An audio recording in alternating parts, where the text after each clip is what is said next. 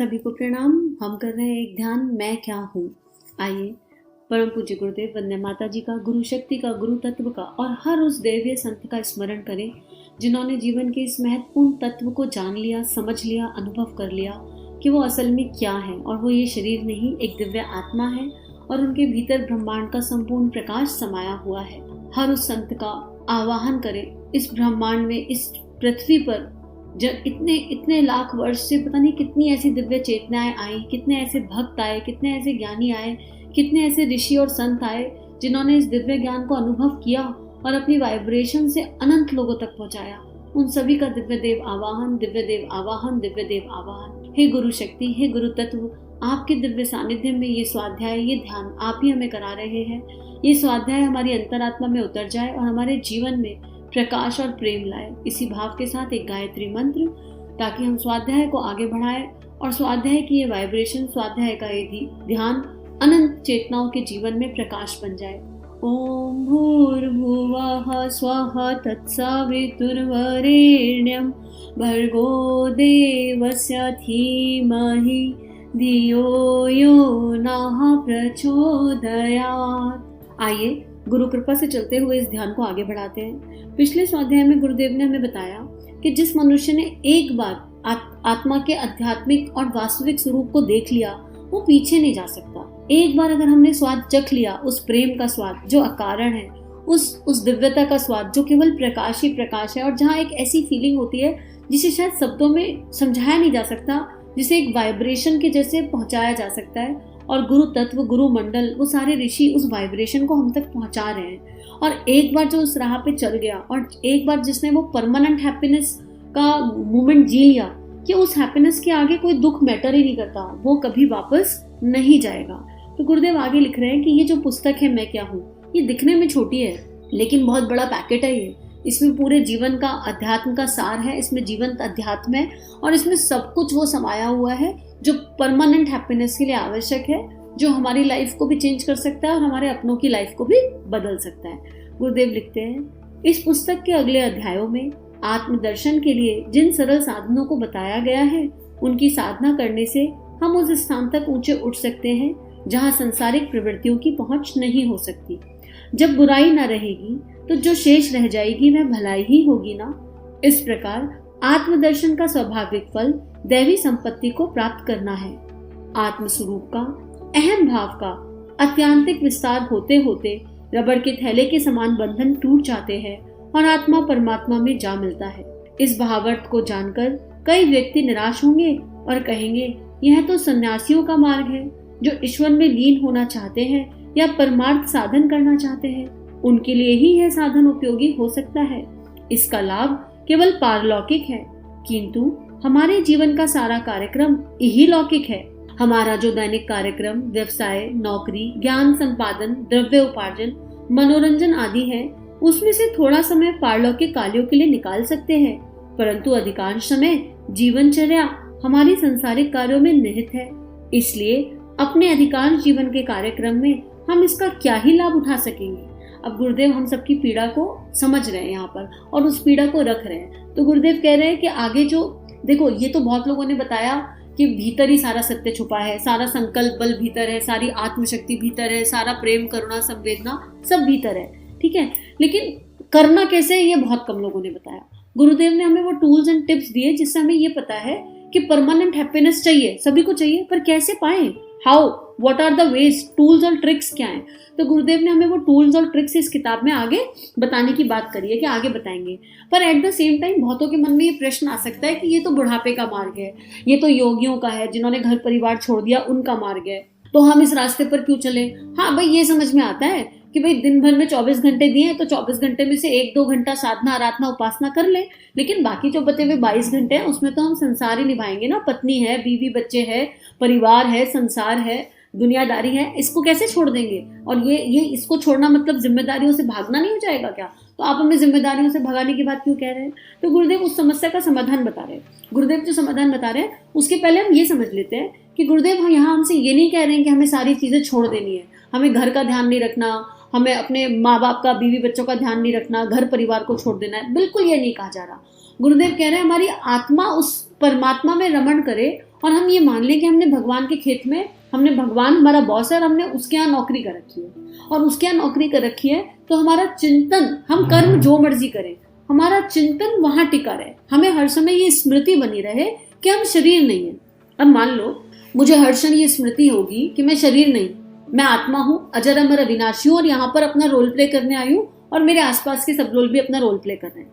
अब मैं ऑफिस में जाऊँ और मेरा बॉस मुझे बहुत जोर से डांट लगा दे और मैं उस समय लो हो जाऊँ, तो मुझे जैसी ये स्मृति आएगी कि अरे मैं कोई खाली एम्प्लॉय हूँ, मेरी आइडेंटिटी केवल एम्प्लॉय की थोड़ी ना है, I am not the employee only, ये एम्प्लॉय तो एक टेम्परेरी रोल प्ले है, आई एम बियॉन्ड दिस। जैसे ही मैं उस बियॉन्ड पर जाऊंगा या मेरा कॉन्शियसनेस उस बियॉन्ड पर जाएगा, मेरा मन सामने एम्प्लॉय जो अंदर बैठा है उसे बॉस पे गुस्सा आ सकता है, लेकिन जो बियॉन्ड कॉन्शियसनेस है, अगर मुझे ये पता चल जाए कि मैं एक प्रकाश पुंज हूँ और सामने वाला भी रोल प्ले कर रहा है, वो भी एक प्रकाश पुंज है, तो मुझे तुरंत समझ में आ जाएगा कि रोल प्ले है, कार्मिक पैटर्न है। तो ना उसने कुछ कहा, ना मुझ तक कुछ आया, ना मैंने कुछ कहा, ना उस तक कुछ गया, और मेरा मन सामने वाले की भाव संवेदनाओं को पकड़ेगा कि अगर उसने इस तरह के शब्दों का उपयोग किया, एज ए एम्प्लॉय मुझे डांटा गया, तो उसके अंतःकरण में उसको क्या पीड़ा हो रही है, क्या मुझे वो पीड़ा समझ में आ रही है, and then what I will do, उस हायर कॉन्शियसनेस से मुझे ये ज्ञान मिल जाएगा कि मुझे एज ए एम्प्लॉय अपना बेस्ट देने की कोशिश करनी है, ना अन्याय करना, ना अन्याय सहना, पर पहले मैं अपने भीतर झांक कर देखूंगी कि मुझसे कोई मिस्टेक तो नहीं हुई, और देन उस हायर कॉन्शियसनेस से I will be able to radiate the vibration of love, unconditional love, compassion, honesty, और यकीन मानिए पहले वाइब्रेशन पहुंचती है, आपके शब्द बाद में सामने वाले तक पहुंचते हैं, आपका अंतःकरण, आपकी भावनाएं पहले पहुंचती है। सो ये जो पूरा व्हाट एम आई का जो सिचुएशन है, व्हाट एम आई अगर किसी के अंतःकरण में उतर जाए तो उसको संसारिक लाभ भी होंगे और संसारिक जीवन में भी सुख अनुभव होगा, लेकिन वो आत्मा उस लाभ और उस अनुभव में चिपकेगी नहीं, उसमें आसक्त नहीं होगी, उसमें अटकेगी नहीं। दैट व्हाट, इसलिए ऐसा नहीं कहा जा सकता कि ये केवल बुढ़ापे के लिए है या केवल उन लोगों के लिए है जिनको अपना जीवन घर बार सब छोड़ कर जाना है। आगे गुरुदेव लिख रहे हैं कि ये जो शंका आपने रखी है स्वाभाविक है, क्योंकि हमारी विचारधारा ही आजकल कुछ ऐसी हो गई है, हम इतना उलझ गए हैं लौकिक और पारलौकिक स्वार्थों के बीच में कि हमने इनको दो हिस्सों में बांट दिया है। स्वार्थ, अब गुरुदेव लिखते हैं, लौकिक और पारलौकिक स्वार्थ के दो विभाग करने पड़ते हैं। वास्तव में ऐसी कोई दो खंड नहीं हो सकते, जो लौकिक है वही पारलौकिक है, दोनों एक दूसरे से इतने अधिक बंधे हुए हैं जैसे पेट और पीठ। फिर भी हम पूरी विचारधारा को उलटकर पुस्तक के कलेवर का ध्यान रखते हुए नए सिरे से समझाने की यह आवश्यकता नहीं समझते। यहाँ तो इतना ही कह देना पर्याप्त होगा कि आत्मदर्शन व्यवहारिक जीवन को सफल बनाने की सर्वश्रेष्ठ कला है। आत्मोन्नति के साथ ही सभी संसारिक उन्नतियां रहती हैं। जिसके पास आत्मबल है, उसके पास सब कुछ है, उसे सारी सफलताएं उसके हाथ के नीचे मिल जाती हैं। क्योंकि इस पुस्तक के इस चैप्टर में गुरुदेव ने स्टार्टिंग में हमको कुछ होमवर्क दिए थे, है ना, कि डिवाइड कर लो, आपको किस चीज से सुख मिल रहा है, चार्ट्स बनाओ। अगर हम वो होमवर्क करते हुए आ रहे होंगे तो इस प्रश्न का उत्तर अंतःकरण से स्वयं प्रकट हो गया होगा कि जिसको वो परम पद प्राप्त हो जाए, जिसको व्हाट एम आई अनुभव अनुभूति के स्तर पर आ जाए, उसकी सांसारिक उन्नति बाय डिफॉल्ट होगी। तो आगे गुरुदेव लिख रहे हैं कि इसको समझाया नहीं जा सकता, इसको अनुभव कराया जा सकता है। तो आप मान लो A=B और यात्रा शुरू कर दो, और यात्रा शुरू करोगे तो कुछ ना कुछ तो हासिल हो ही जाएगा। आगे गुरुदेव लिख रहे हैं, साधारण और स्वाभाविक योग का सारा रहस्य इसी में छुपा हुआ है कि आदमी आत्मस्वरूप को जाने, अपने गौरव को पहचाने, अपने अधिकार की तलाश करे और अपने पिता की अतुलित संपत्ति पर अपना हक पेश करे। पिता कौन? वो परमात्मा, वो परमात्मा, वो ऊपर जो बैठा हुआ है, ब्रह्मांड का स्वामी, जो अनंत ब्रह्मांड एक साथ चला रहा है। अब वो परमात्मा के सारे दिव्य गुण हमारे अंदर अपने आप आ जाएंगे ना, जब हम उस परमात्मा को अपना पिता मानेंगे। अभी तो हम मान ही नहीं रहे कि कोई है ऐसा, कोई ऐसी शक्ति है। और यही जीवन का राजमार्ग भी है, इसमें कोई जोखिम भी नहीं है, और ये राजमार्ग एकदम सीधा और सच्चा है। यह मोटी बात हर किसी को समझ में आ जानी चाहिए कि अपनी शक्ति और साधनों की कार्यक्षमता की जानकारी एवं अज्ञानता किसी भी काम की सफलता असफलता के लिए अत्यंत आवश्यक है। यहाँ पर गुरुदेव इस स्लाइड में बहुत इंपॉर्टेंट बात बता रहे हैं कि अपनी शक्ति और साधनों की कार्यक्षमता की जानकारी। अब मान लो मेरे मन में यह भाव आए, कल मुझे छोले बनाने हैं, ठीक, और मेरे पास छोले रखे हूँ और मैं उसके अलावा और कोई इन्वेस्टिगेशन ही ना करूँ। क्या छोले बनाने के लिए केवल छोले ही चाहिए? क्या मुझे नमक और मसालों की आवश्यकता नहीं है? क्या मुझे टमाटर की आवश्यकता नहीं है? जितना बेस्ट मुझे छोला बनाना है, मेरे पास उसके हिसाब से इंग्रेडिएंट्स भी तो होने चाहिए। पर मैं अपने भीतर, मैं अपनी किचन में झांक कर ही ना देखूं कि मेरे पास इंग्रेडिएंट्स अवेलेबल है या नहीं, और मैं कहूँ छोले बनाऊंगी, और कल जाऊं किचन में छोले उबालूं और फिर कहूँ अरे नमक ही नहीं है, तो ये गलती किसकी हुई? अपनी हुई ना। तो हमें अगर किसी भी चीज को बिल्कुल टॉप लेवल तक पाना है तो हमको ये चेक करना होगा कि हमारी शक्ति, साधन पूरे हैं या नहीं, ताकि रिजल्ट अच्छा आ सके, मैक्सिमम आउटपुट आ सके। अपनी कार्य क्षमता को जानना, और जब हमारे पास ये सारी जानकारी नहीं होती और हम अज्ञानता के हिसाब से चलते हैं तो फिर सफलता असफलता का क्वेश्चन आता है, राइट।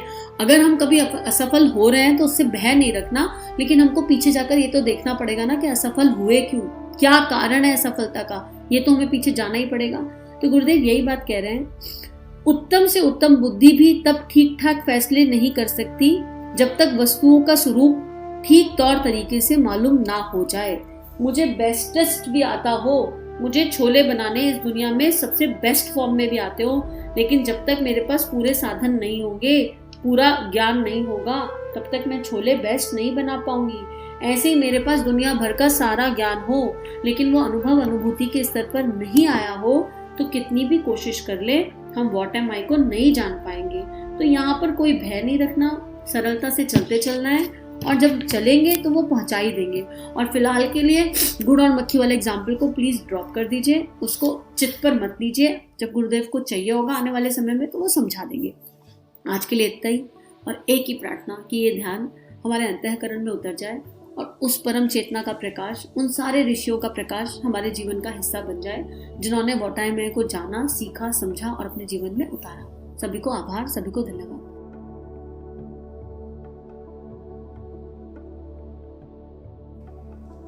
हमारे YouTube चैनल को सब्सक्राइब कीजिए और बेल आइकन पर क्लिक कीजिए ताकि आने वाली सभी वीडियो की नोटिफिकेशन आपको मिलती रहे।